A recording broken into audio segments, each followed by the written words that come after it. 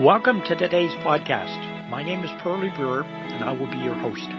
Today's podcast guest is Jean-Yves Breau, who is the safety manager at Gagnon Line Construction. Jean-Yves is here today to talk to us about some would refer to as a storm response. I said some people also may refer to you as storm chasers. I'm not sure which is the correct term, but certainly we're familiar with what you do from a point of view of whenever there's a major storm. It's companies like yours that come through at those times to help get the power restored. So welcome, Jean-Yves. Glad to talk to you again. Thank you. Jean-Yves, for someone who's never met you, why don't you give them a sense of your background in health and safety? Well, in about 2002, while working for Bell Alliant as an outside plant construction manager, I got assigned to a provincial OH&S Occupational Health Safety Committee to represent the outside forces, which consisted of cable technician and residential and business service installation and repairs. In 2005, I became a full-time safety manager for Bell Alliant, province-wide and for New Brunswick, and eventually included Nova Scotia. My role as a safety manager included some training employees. A lot of it was in the summertime when the students would come in. We would train them how to climb poles and pole top rescue and ladder training and stuff. During that time, I shared my time on the Canadian Telecommunications Safety Association, the CTSA, in which we would meet quarterly to share and discuss several safety topics such as safety work practices, best practices with other telcos across Canada. And then also during those years, I joined the CSSE, which is the Canadian Society of Safety Engineering, the New Brunswick chapter, which was made up of safety managers from different New Brunswick organizations. Amongst all of this, I joined the Safety Services New Brunswick as a member to represent Bell Alliant, in which led me to become a member of the Safety Services New Brunswick Executive Committee. And in addition, being on the SSNB committee, I provided several training sessions, such as pole top rescue, confined space, fire protection, NB Power Green Card was one of them, the certification, and etc. So there's a lot of, I guess I got involved in some training there for Safety Services New Brunswick. And with all of these involvement and experience in the safety environment, I was hired by Gagnon Line Construction as a safety manager for their power line organization. So in total, about 39 years in the safety field. So Gagnon Line Construction, how big a company are they? They're based out of Grand Falls, New Brunswick, and I know there's a question later, but we have about 250 employees and about 100 line trucks, like trooper trucks, and we have mechanics and we have safety managers and team leads and administration department that looks after the admin side of the organization. So we're quite big, and it's a good it's a good setup. They're well organized. Now, a big part of what you do, and there's a number of companies that actually perform the same service, is what's called storm response. Yeah. Now, I want to talk to you about the process from the time you get the call, so to speak, but we had you originally scheduled for next week, and one of our other presenters rescheduled, so we asked you if you could move to this week, and you said actually it might work out well because you were monitoring a couple of storms in the U.S. Now, how do you go about to do that? Now, here, for example, is a week, and yes, there's a couple of storms next week. Do you watch the news channels and so on, or is there a process that you go through to determine whether or not that might happen? The Weather Channel is one place where we look at, and then if we see anything like in the long range, then we start talking about it and try to get the thing organized and inquire about some of the people, if they would be available on a certain day that we might be leaving. So that's how this all started. Now, who coordinates that? Is there anyone that coordinates it? Is it NB Power or not? No. What happens there, and most of our work is in the States, Pearlie, and so the company would call and they say, okay, well, we're expecting a storm in 2 days or a week. Like, for example, the hurricane season, they know well in advance when the hurricane might hit, so they might call us 3 or 4 days in advance. So they'll say, we need all of your crews, or we'll need 50 crews or whatever. So they're the one, we will not do anything until we get a call from the company. And then they'll ask for a roster. I said, okay, we need 50 crews, so give us a list, and then they'll start the process based on that. So you would have received a call in this case from Maine? Yeah, Central Maine Power, I believe, called us. They're based out of Augusta.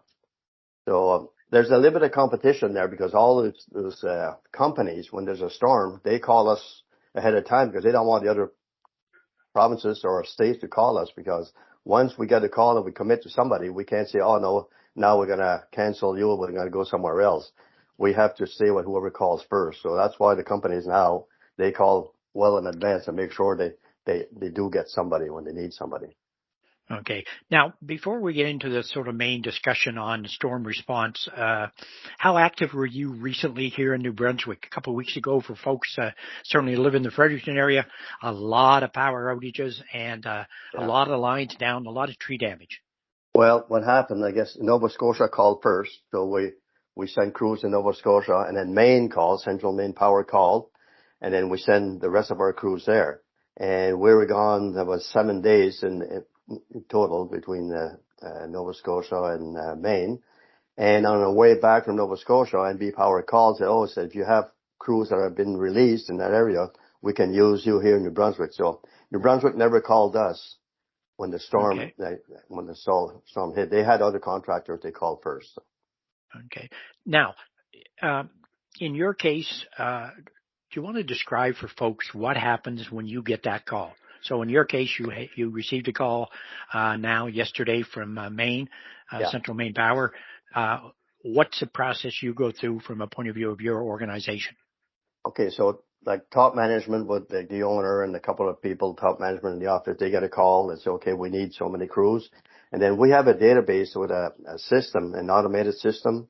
They'll write a message, okay, we got a call from Central Maine Power. They want us to leave Grand Falls at 9 a.m. on Tuesday.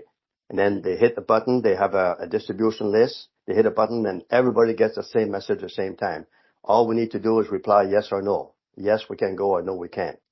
So if we say yes, and then the people in the office, the admin, clerk, and the top management, they'll start create the roster. So they'll assign the trucks and everybody, and then they'll send that roster list to the company that called us. Okay, we have for example, this one here will have probably 100 trucks. We have 100 trucks, 100 crews plus safety managers and mechanics, and here's the list.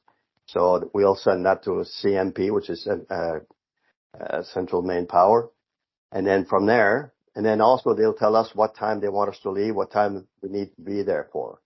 For example, we're leaving Tuesday at 9 a.m. That's what they told us, because we're going to arrive at probably about 3 or 4 o'clock in the afternoon in Augusta. So that's when they want us there. When we get there, they'll have their safety manager to do a job briefing. They're going to say, well, welcome to this area, and here's what we're expecting. We're expecting a lot of snow or rain or wind in this area. And then also, well, there's the traffic going to be heavy, or you're in the woods, or anything that helps us to be more familiar with the area, what we'll be faced at. And they'll tell us, like we work 16-hour days. So say, they'll confirm that. Say, okay, guys, you're working from 6 till 10, 16-hour days every day. And they'll look after the hotels for us. They say, okay, well, 15 of your crews will be at this hotel, 20 will be at the other hotel. So they manage all that. They look after all the meals.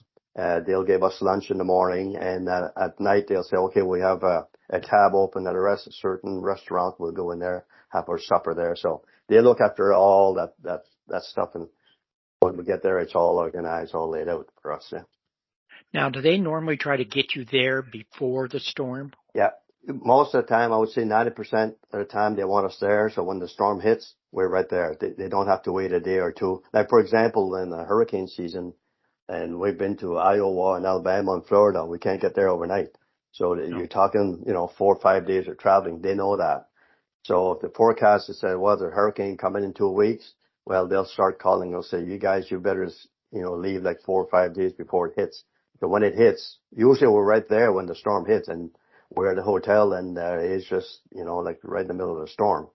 The next morning, we're out working. So How do you make out getting across the border? no problem. The way it works, Pearlie, is when we send a roster to the company that calls us, they'll have all the lists. They take that list and they send it to the border. Like, for example, when we cross in St. Leonard, they'll send a list there. Then they'll tell them, okay, well, you're going to have like 150 people crossing from Gagnon Line Construction, and here's the list. So when we get there with our passport and the admissibility form, they compare that, make sure our name is on the list that they received from CNP, for example, or Florida Power. So they said, okay, so then they give us a 30-day work, like a work pass. And, it's never an issue, like, because they know we're going there, like we're first responders, I guess they can call us. So, that's how that works, yeah. So you mentioned a moment ago you're at the hotel.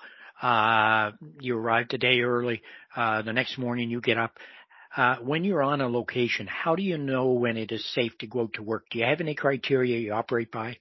Yeah, like usually, like we'll have a discussion, like if it's really strong wind, like it's not safe to be out in the, you can't go up in the bucket, if it's over 35 miles an hour wind, or if the trees are loaded with ice and they keep breaking and everything's falling down. Usually the company, their safety reps say, okay guys, just stay at the hotel until the wind dies down, until it's safer to go out. And, like we all have the right to refuse, and there's a process for that. So, we make sure, and if we do go out, and like for example, if the wires across the road or trees across the road, we have to go and clear that up. It could be at 3 a.m. We'll do that for sure, then come back.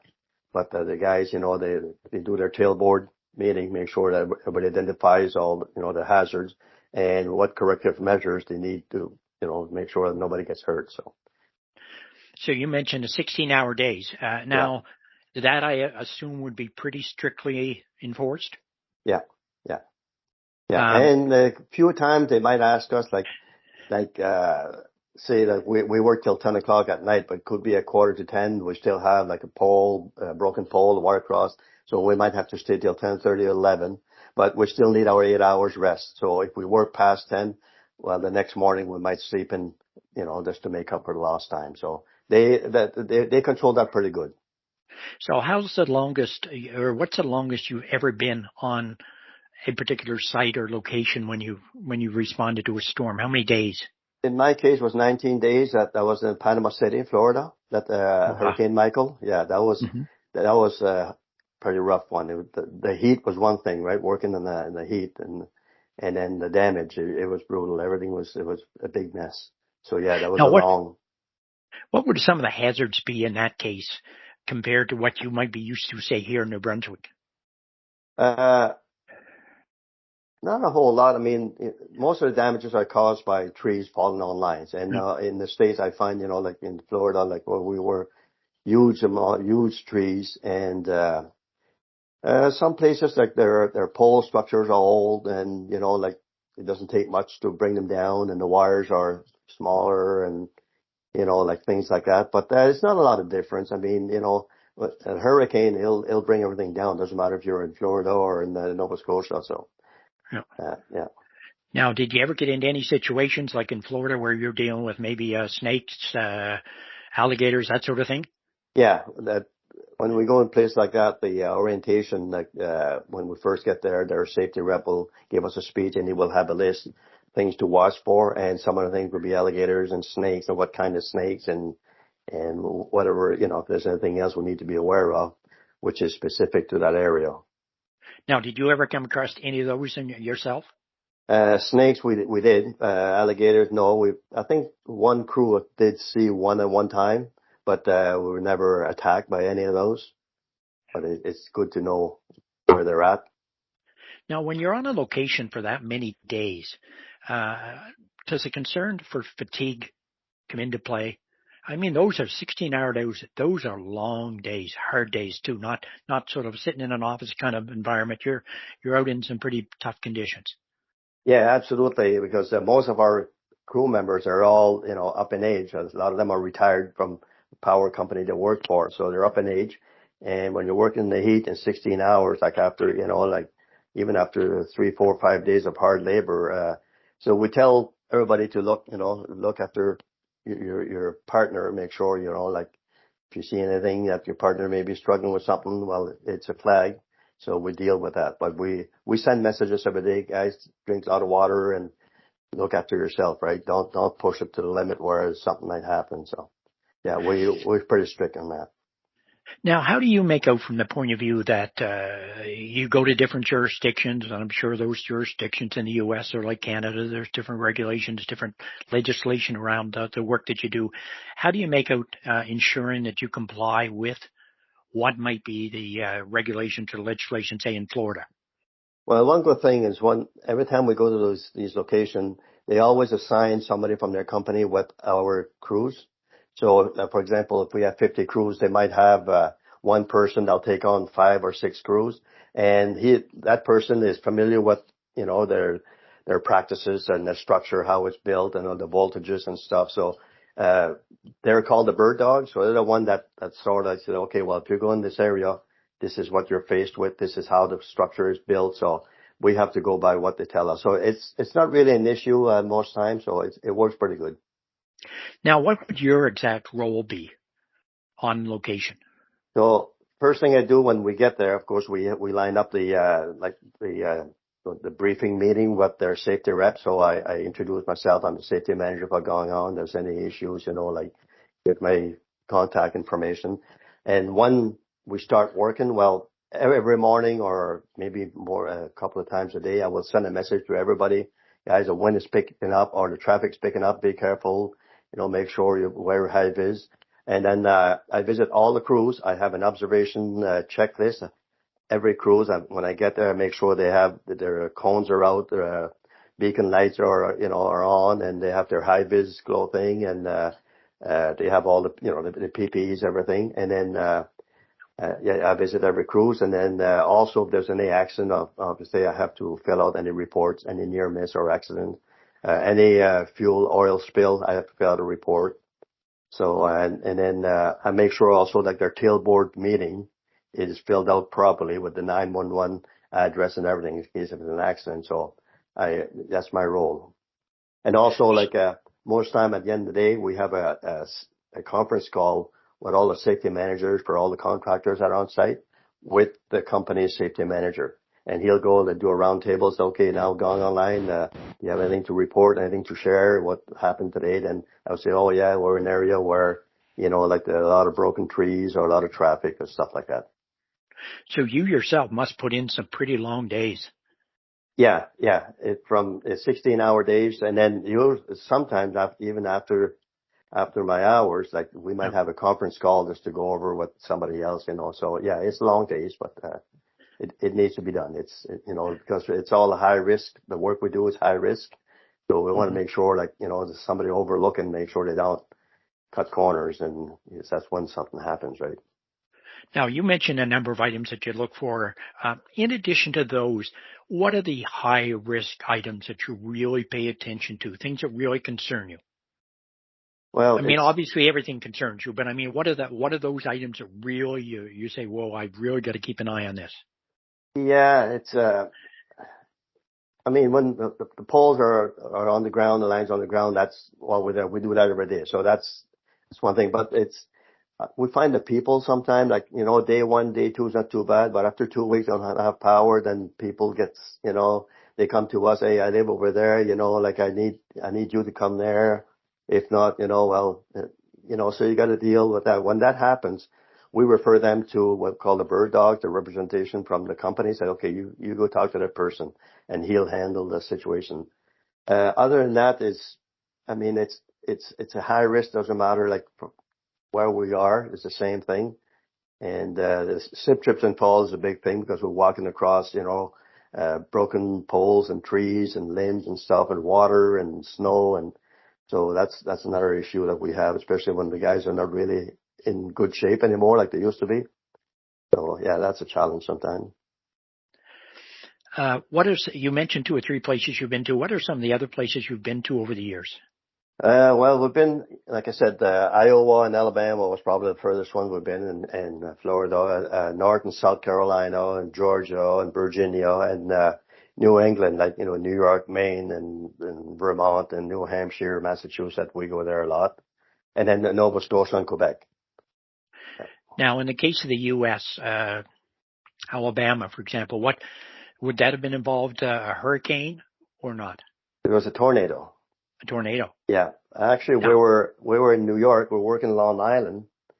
And when we finished Long Island, they called, they said, there's a broker, right, that looks after all the contractors. They called the broker and said, do we have any contractors available to go to Alabama? Well, they said, yeah, we have crews here that just been released from New York.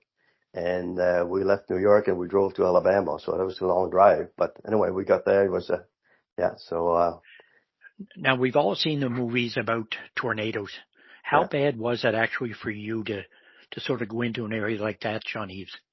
The one in Iowa was bad. They didn't expect within an hour everything was destroyed. And by the time we got there, the damage was already done. And I'm just going to go back. When we left New York, we're going to Iowa, not Alabama. I'm sorry.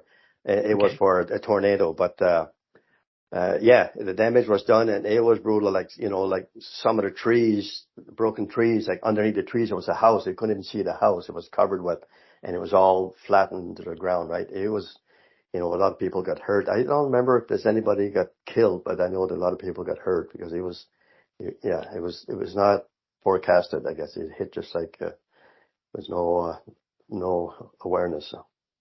What's the toughest location or situation that you've had to deal with?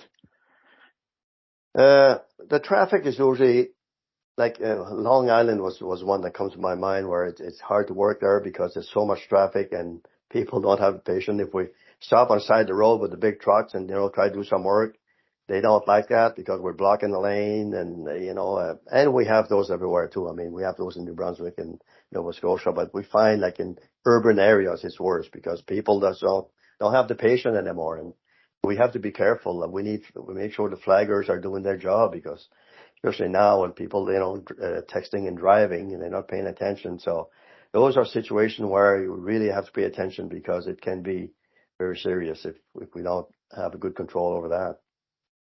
Now, the guys that would respond and go to these different locations, what percentage of them would be currently working versus, say, guys that are retired? In our case, in our company, I would say 75% of our crew members are retired. Okay. The other 25 would be like full-time employees working on other things. But yeah, the high numbers of retirees. Now, do you do any training relative to that aspect that, just to make sure that the guys are up to date, that the guys are sort of constantly, if not working, but are aware of the kinds of things that they need to be?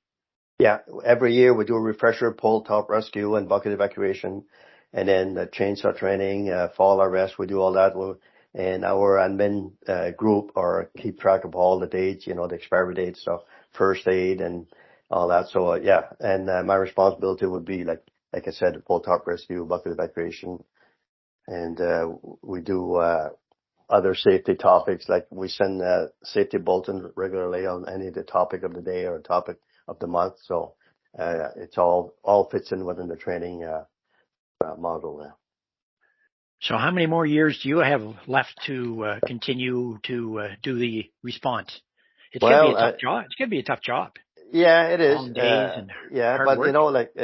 everybody gets excited, right? There's a storm coming, everybody's sitting right close to their phone and hoping the phone's gonna ring so we can go, right? It's crazy how it's. But if I can get another 10 years in, that'd be good. If my health they can work with me, I guess. Yeah, because I enjoy it. So how many a year would you normally respond to? I know it's going to vary, obviously, depending on hurricanes and storms and so on. But if you look back, say, over the last 4 or 5 years, you getting 4 or 5 of these a year, or? We get called about 10 to 15 times a year. Okay. And sometimes like in the wintertime, like snowstorm. And that it happens sometimes they'll call us and, we need you here tomorrow night. And we get there and the storm goes by and there was no power outages.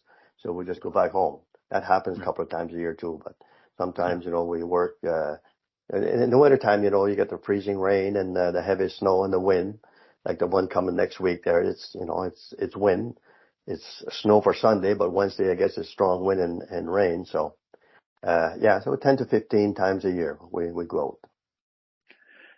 Now, I guess one question that I have to ask from the point of view, people would say, we're getting more and more of these events all the time. It's not we used to hear, it's once in every 100 years, and then it's now down to once in every 10 or 15 years. And you think we're going to see a lot more of these kinds of events that are going to create the need for you folks?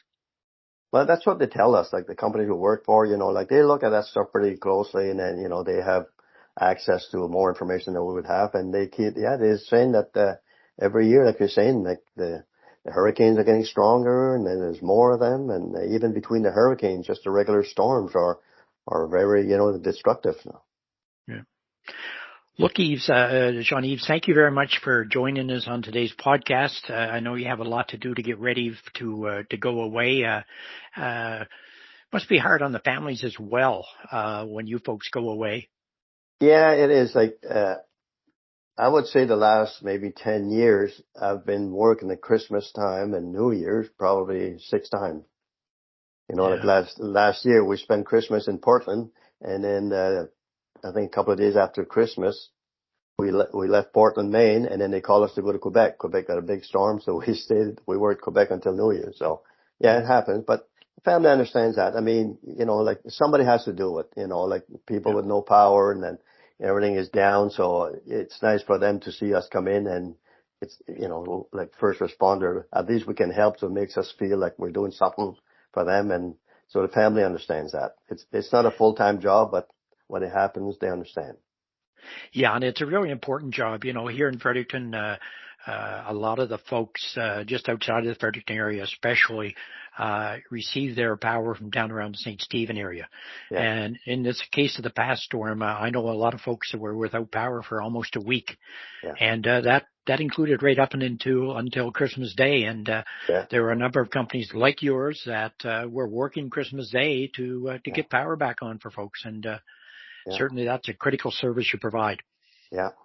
No, they need somebody to do it. So that's what we signed up for. So well, look, thank you very much for joining us on today's podcast. We wish you a safe journey down to Maine, and make sure you keep your guys safe. Yeah, it was a pleasure, and thanks for having me, Pearlie, and have a great day. Okay, we would appreciate from our listeners any feedback that you would like to provide us. You can always reach me at pearliebrewer@gmail.com. Stay safe. See you next week. Okay, thanks, Pearlie.